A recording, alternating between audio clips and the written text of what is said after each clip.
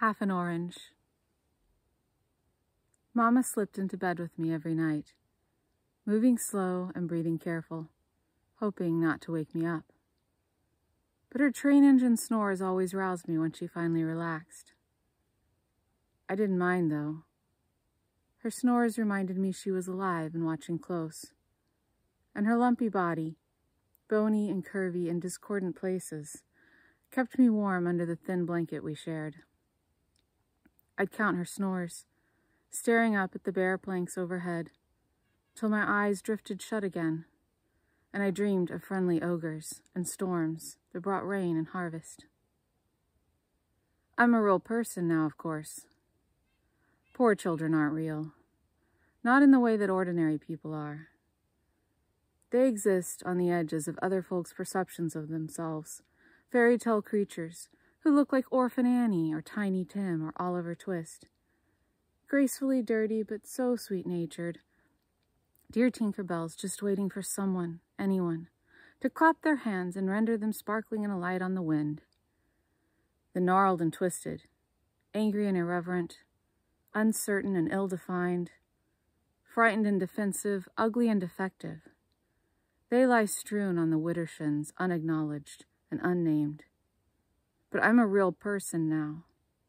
That child lying in his mama's bed, all aching belly and wanting eyes, is a stranger even to me. But he's a stranger whose story I know. A rabbit made him real, you see. Not the velveteen sort. This isn't a story about love. It's a story about hunger. How the inside of your skin can boil and burn and ache so bad that you'd sell every last piece of your soul to ease that pain. I did. And the singular relief of it all is that without a soul, there's none of that demon remorse to haunt you. Nothing but glut and the swelling of the tongue against the lips. The rabbit's name was Rabbit, and it was a saggy, grimy, lint-balled, eyeless lump of cotton and thread whose well-hugged state proved the nonsense of Marjorie Williams. Still, it went everywhere the boy went, a gray avatar of hopelessness. It went to the grocery store, where a basket proclaimed, "One free piece of fruit for children." Mama always got an orange, the one fruit to their boxes and cans and bags of whatever was cheapest, and they'd split it at night before bed, as if those sweet bursting cords of juice didn't rather heighten hunger than slake it. Rabbit watched, and Boy pretended to share, all the while wishing he had Mama's half as well as his own.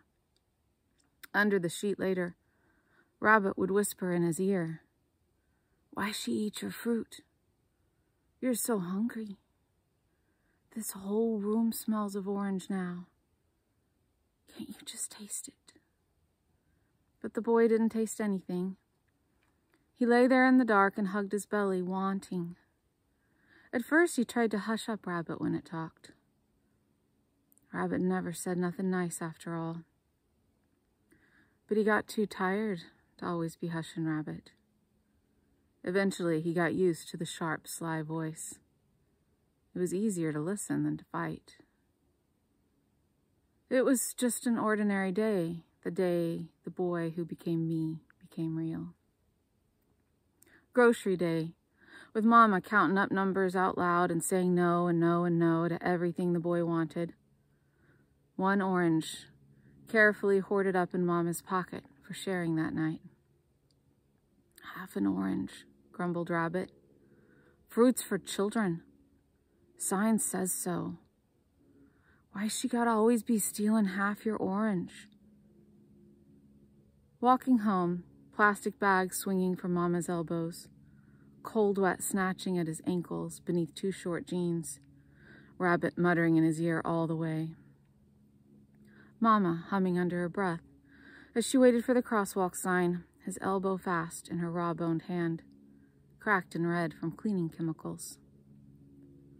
Almost safely across to the waiting curb, when Rabbit wriggled free, his stitched feet somehow leaping back into the path of the city bus. come get me," called Rabbit, gleeful. Mama lost her grip as the boy tore free, ran back. She did just what mamas do, ran after him, howling, bags swinging like sails from her arms. The boy caught up his Rabbit and dodged away from the oncoming steel giant. But Mama didn't make it. Mama didn't make it. The boy stood, gasping, screaming, gaping, in the middle of the street. Cars stopped askew, bus driver weeping and swearing, Mama bleeding, staring at the sky. Mamas do what mamas do, and so do all the other folk, lawyers and city people and judges and such. The boy got a home with food in the cupboards and a bank account and jeans that went all the way down to his sneakers. He missed Mama, missed her train engine snores and cushiony belly and sing-song voice. Rabbit tried to make do, but its songs gave the boy nightmares and kept him up at night. I still have Rabbit, of course. It sits here on my desk, staring at me with its cross-stitched eyes. I tried throwing it away more than once, but its voice would carry up to wherever I was, calling my name, begging me to rescue it. Pleading for its life, you could say, as Mama never pled for hers. I'd always retrieve it, just to shut it up. Now it sits silent on my desk, staring at me, filling my room with the smell of oranges, day and night.